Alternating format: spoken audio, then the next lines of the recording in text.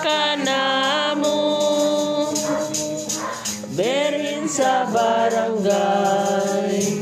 Kami nang alipay, kay ikaw lamang ang among. Kinutlugikan sa Ebanghelyo sumala ni San Lucas. Isunilo na sabi ni Jesus, kining sampingaya ngadto sa mga naniguro nga sila maayong tao o nagtamay sa uban. May duha ka tawo nga nangadto sa templo aron pag-angko. Ang usa Pariseo, ang usa kobrador sa buwis. Ang Pariseo naglain pagtindog ug nag-angko. Nagpasalamat ako kanimo o Dios nga ako dili ako dili limongan o dili mamay.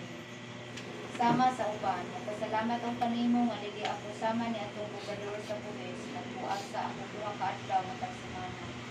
Hatag ako kanimo ikapulo sa tanan kong abot. Apan ang kobrador sa buwis nagtindog sa dayo ug dili gani muyahan ngadto sa langit. Nagpamugpok siya sa iyang lugnan ug nagsulong. O Diyos, maluoy ka kanako nga usab nga makasasala. Ug maingon si Jesus, sultihan ko kamo nga ang kobrador sa buwis nga dili ang Pariseo mao ang gikahilat-an sa Dios sa iyang pagpauli sa ila.